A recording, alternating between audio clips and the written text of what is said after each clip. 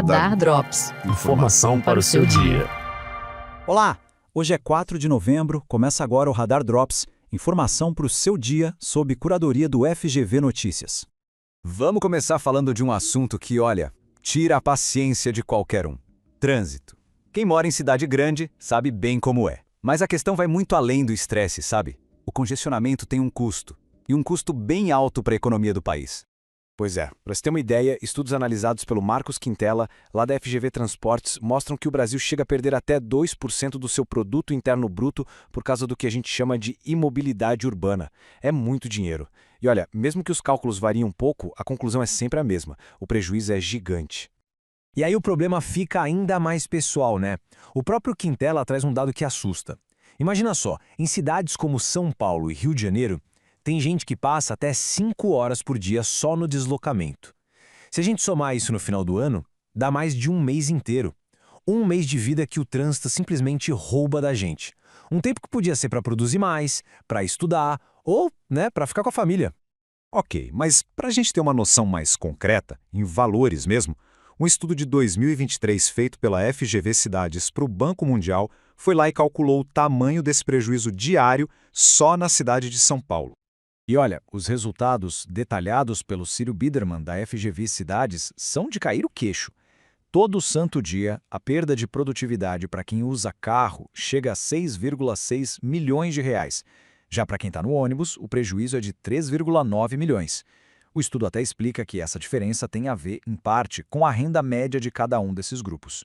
Tá, e como é que a gente resolve esse nó? Bom, o que os especialistas dizem é que a saída não é ficar construindo mais ruas e viadutos. O caminho de verdade é investir pesado em transporte público de qualidade. Sabe, com vias exclusivas que façam o ônibus ser uma opção bem mais rápida e interessante do que o carro particular. Parece que só assim, para essa conta gigantesca do congestionamento finalmente começar a baixar.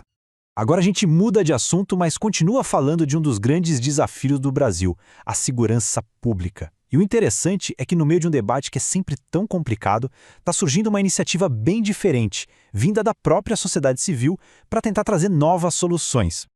A ideia basicamente é a seguinte: um grupo com empresários e acadêmicos se uniu para, literalmente, repensar as leis de segurança do país. O foco deles é desenvolver propostas bem concretas com base em análise técnica, sabe? E não é um movimento qualquer, não. Conta com gente de peso, como a Joana Monteiro, que é especialista da Fundação Getúlio Vargas.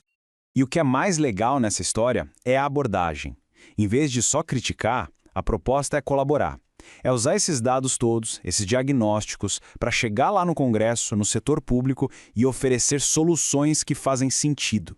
É um sinal de amadurecimento, né? A sociedade civil se organizando para participar de forma qualificada num debate que é super sensível para todo mundo. Para a gente fechar o boletim de hoje, vamos para um assunto mais leve: turismo. Mais especificamente, no Rio de Janeiro. A gente vai ver como o aluguel por temporada virou uma peça-chave na economia do estado. E o impacto, olha, é de impressionar.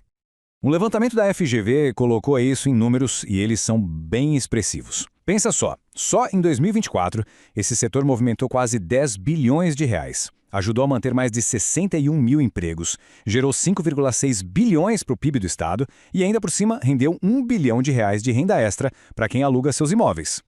Mas talvez o mais interessante nem seja o valor direto, e sim o que eles chamam de efeito multiplicador. O estudo da FGV mostrou uma coisa incrível.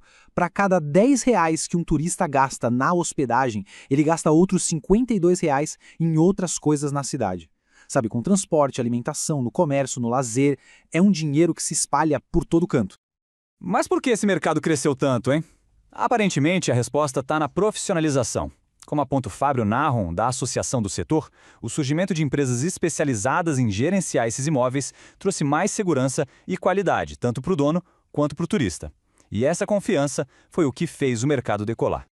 E tudo indica que isso é só o começo. As projeções para o turismo em 2025 são de novos recordes, então a expectativa é que o próximo estudo da FGV mostre um crescimento ainda maior.